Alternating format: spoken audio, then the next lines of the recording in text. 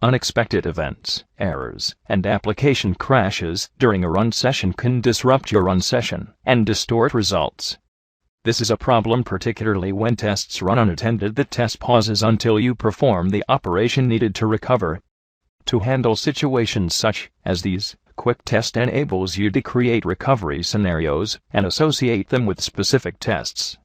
Recovery scenarios activate specific recovery operations when trigger events occur.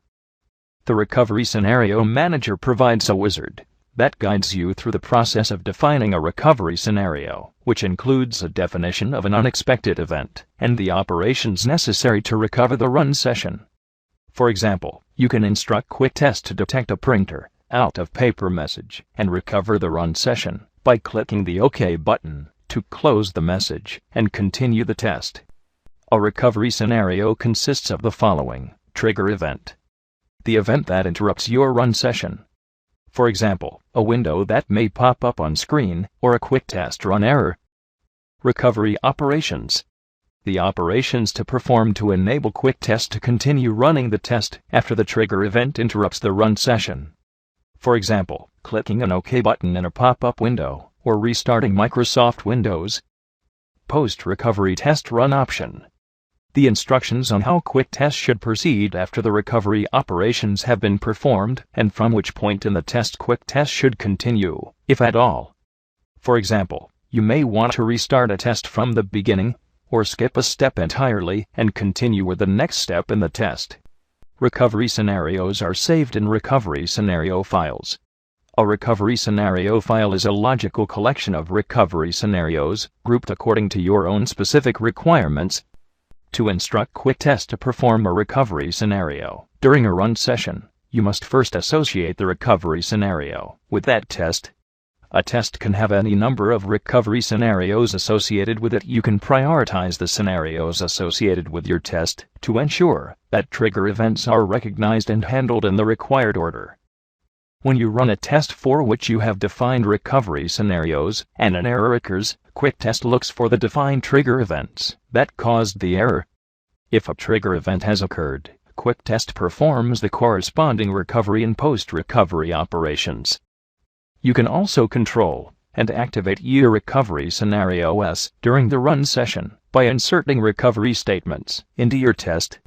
Recovery scenarios are intended for use only with events that you cannot predict in advance or for events that you cannot otherwise synchronize with a specific step in your test. For example, you could define a recovery scenario to handle printer errors.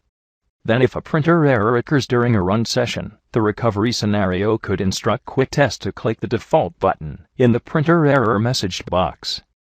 You would use a recovery scenario in this example because you cannot handle this type of error directly in your test.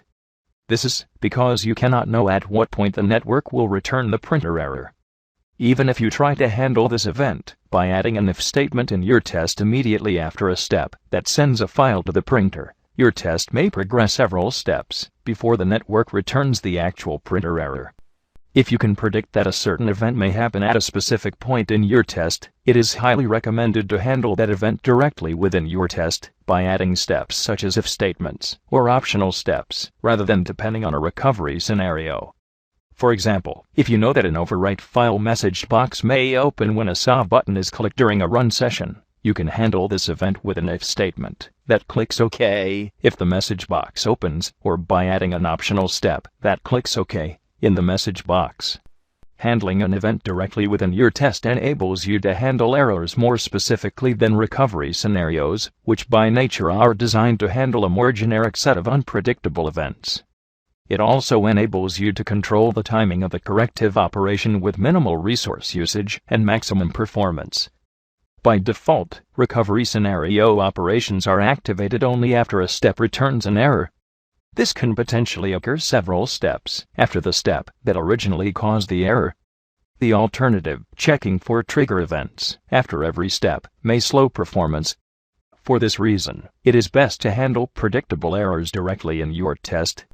You create recovery scenarios using the Recovery Scenario Wizard, accessed from the Recovery Scenario Manager dialog box. The Recovery Scenario Wizard leads you through the process of defining each of the stages of a recovery scenario. As you create your recovery scenarios, you save them in a recovery file. A recovery file is a convenient way to organize and store multiple recovery scenarios together. Using the Recovery Scenario Manager dialog box, you can then select any recovery file to manage all of the recovery scenarios stored in that file. This enables you to edit a selected recovery scenario, associate specific recovery scenarios with specific tests, to instruct quick tests to implement the recovery scenarios when specified trigger events occur, and so forth. The Recovery Scenario Wizard leads you, step by step, through the process of creating a recovery scenario. The Recovery Scenario Wizard contains the following main steps: defining the trigger event that interrupts the run session, specifying the recovery operations required to continue, choosing a post-recovery test run operation, specifying a name and description for the recovery scenario, specifying whether to associate the recovery scenario to the current test and / or to all new tests. You open the Recovery Scenario Wizard by clicking the New Scenario button in the Recovery Scenario Manager dialog box. Resources: Recovery Scenario Manager. The Welcome to the Recovery Scenario Wizard screen provides general information on the different options in the Recovery Scenario Wizard, and provides an overview of the stages involved in defining a recovery scenario. Click Next to continue to the Select Trigger Event screen. The Select Trigger Event screen enables you to define the event type that triggers the recovery scenario and the way in which Quick Test recognizes the event. Select a type of trigger and click Next. The next screen displayed in the wizard depends on which of the following trigger types you select. Pop-up window. Quick Test detects a pop-up window and identifies it according to the window title and textual content. For example, a message box may open during a run session, indicating that the printer is out of paper. Quick Test can detect this window and activate a defined recovery scenario to continue the run session. Select this option and click Next to continue to the Specify Pop-up Window Condition screen. Object State. Quick Test detects a specific test object state and identifies it according to its property values and the property values of all its ancestors. Note that an object is identified only by its property values and not by its class. For example, a specific button in a dialog box may be disabled when a specific process is open. Quick Test can detect the object property state of the button that occurs when this problematic process is open and activate a defined recovery scenario to close the process and continue the run session. Select this option and click Next to continue to the Select Object screen. Test run error. Quick Test detects a run error and identifies it by a failed return value from a method. For example, Quick Test may not be able to identify a menu item specified in the method argument due to the fact that the menu item is not available at a specific point during the run session. Quick Test can detect this run error and activate a defined recovery scenario to continue the run session. Select this option and click Next to continue to the Select Test Run Error screen. Application crash. Quick Test detects an application crash and identifies it according to a predefined list of applications. For example, a secondary application may crash when a certain step is performed in the run session.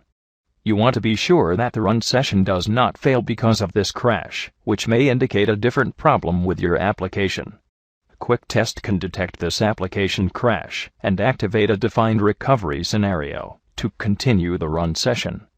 Select this option and click Next to continue to the recovery operations screen. If you chose a pop-up window trigger in the Select Trigger Event screen, the Specify Pop-up Window Condition screen opens.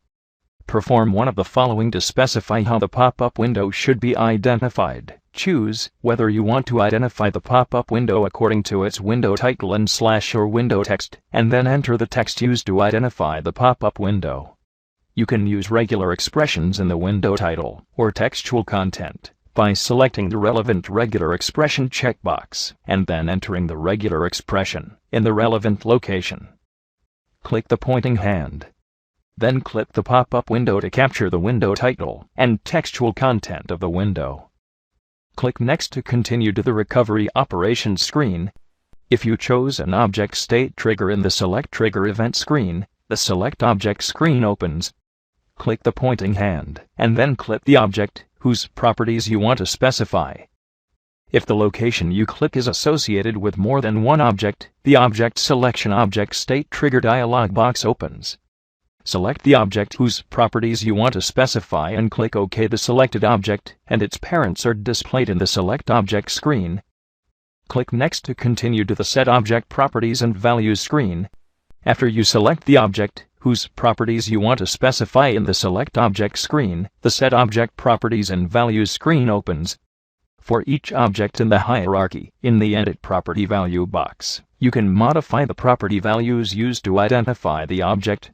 You can also click the Add/Remove button to add or remove object properties from the list of property values to check. Note that an object is identified only by its property values and not by its class.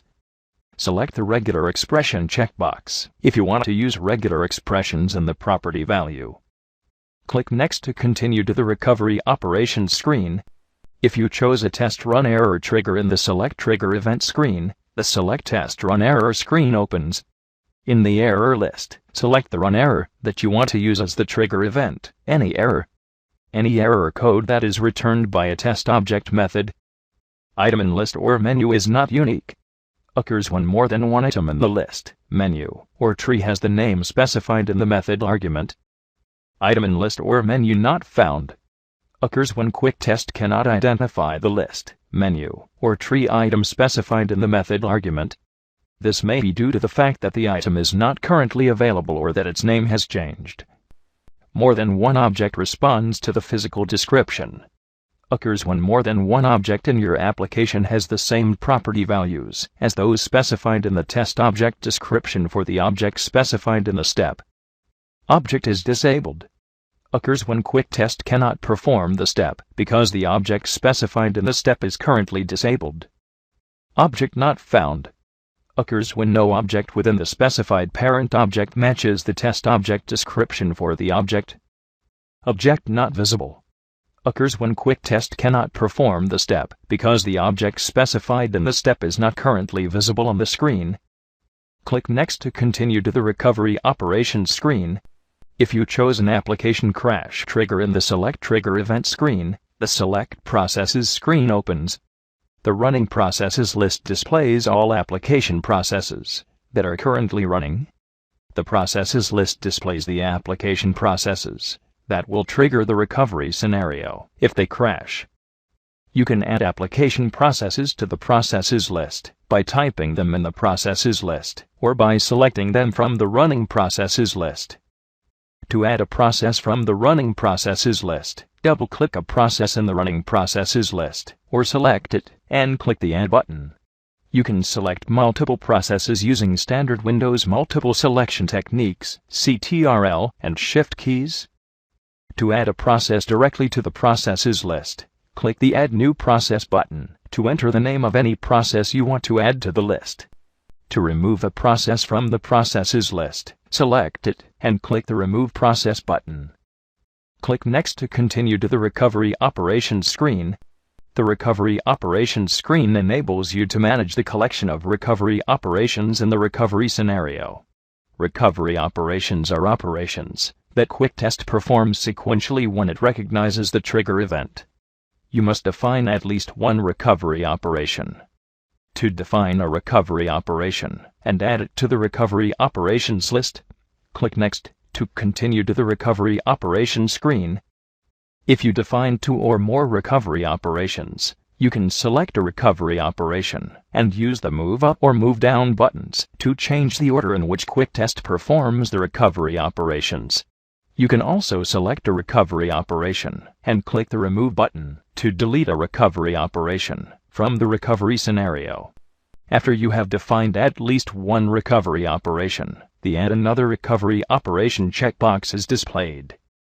Select the checkbox and click Next to define another recovery operation. Clear the checkbox and click Next to continue to the Post-Recovery Test Run Options screen. The Recovery Operations screen enables you to specify the operations Quick Test performs after it detects the trigger event. Select a type of recovery operation and click Next. The next screen displayed in the wizard depends on which recovery operation type you select. You can define the following types of recovery operations: keyboard or mouse operation. Quick test simulates a click on a button in a window, or a press of a keyboard key. Select this option and click Next. To continue to the recovery operation, click button or press key screen. Close application process. Quick test closes specified processes. Select this option and click Next. To continue to the recovery operation, close processes screen. Function call. Quick test calls a prescribed function. Select this option and click Next. To continue to the recovery operation, function call screen. Restart Microsoft Windows. Quick test restarts Microsoft Windows. Select this option and click Next. To continue to the recovery operation screen.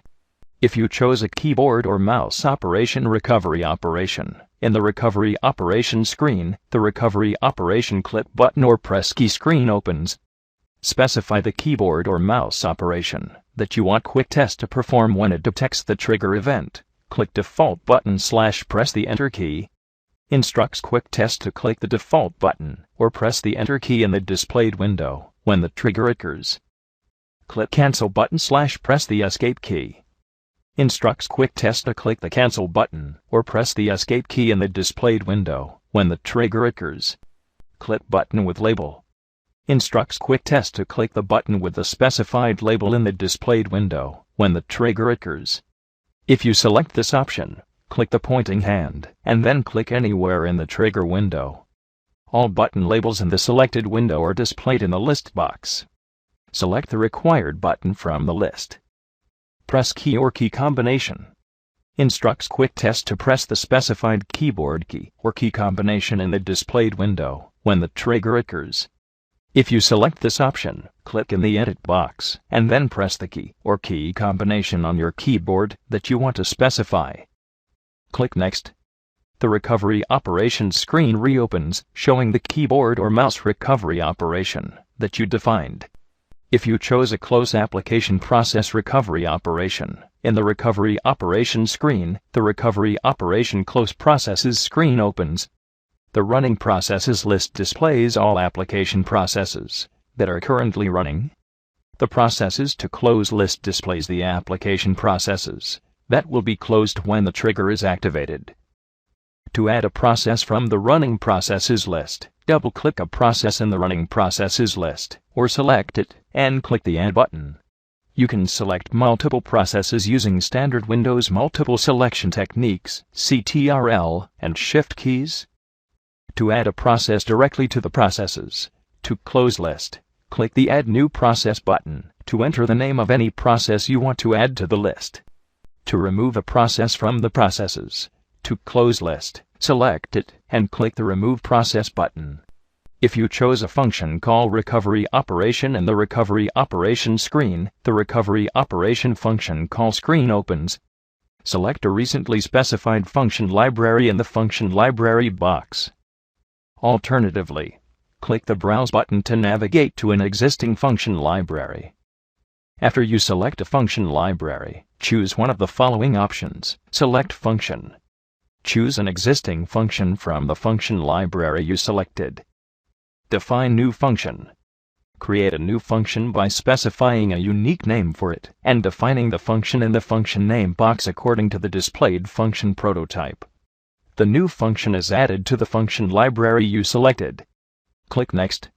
The recovery operations screen reopens, showing the function operation that you defined. When you clear the Add Another Recovery Operation checkbox in the recovery operations screen described on page 1380 and click Next, the Post-Recovery Test Run Options screen opens. Post-recovery test run options specify how to continue the run session after Quick Test has identified the event and performed all of the specified recovery operations. Quick Test can perform one of the following run session options after it performs the recovery operations you defined. Repeat current step and continue the current step is the step that Quick Test was running when the recovery scenario was triggered. If you're using the on-error activation option for recovery scenarios, the step that returns the error is often one or more steps later than the step that caused the trigger event to occur. Thus, in most cases, repeating the current step does not repeat the trigger event. Proceed to next step skips the step that quick test was running when the recovery scenario was triggered. Keep in mind that skipping a step that performs operations on your application may cause subsequent steps to fail. Proceed to next action or component iteration stops performing steps in the current action or component iteration and begins the next iteration from the beginning or from the next action or component if no additional iterations of the current action or component are required. Proceed to next test iteration stops performing steps in the current action or and begins the next quick test iteration from the beginning or stops running the test if no additional iterations of the test are required. Restart current test run stops performing steps and rerun as the test from the beginning. Stop the test run stops running the test. Select a test run option and click Next to continue to the name and description screen. After you specify a test run option in the post-recovery test run options screen and click Next, the name and description screen opens. In the name and description screen, you specify a name by which to identify your recovery scenario. You can also add descriptive information regarding the scenario. Enter a name and a textual description for your recovery scenario, and click Next to continue to the Completing the Recovery Scenario wizard screen. After you specify a recovery scenario name and description in the name and description screen and click Next, the Completing the Recovery Scenario wizard screen opens. In the Completing the Recovery Scenario wizard screen, you can review a summary of the scenario settings you defined. You can also specify whether to automatically associate the recovery scenario with a current test and / or to add it to the default settings for all new tests. You can select the Add Scenario to Current Test checkbox to associate this recovery scenario with the current test. When you click Finish, Quick Test adds the recovery scenario to the scenarios list in the recovery pane of the Test Settings dialog box. You can select the Add Scenario to Default Test Settings checkbox to make this recovery scenario a default scenario for all new tests. The next time you create a test, this scenario will be listed in the Scenarios list in the recovery pane of the Test Settings dialog box. Click Finish to complete the recovery scenario definition. After you create or modify a recovery scenario in a recovery file using the Recovery Scenario wizard, you need to save the recovery file. To save a new or modified recovery file 1. In the Recovery Scenario Manager dialog box, click the SAW button. If you added or modified scenarios in an existing recovery file, the recovery file and its scenarios are saved. If you're using a new recovery file, the SAW Recovery Scenario dialog box opens. 2. In the sidebar, select the location in which you want to save the file, for example, File System or Quality Center Test Resources. 3. Browse to and select the folder in which you want to save the file. 4. In the File Name box, enter a name for the file and click Save.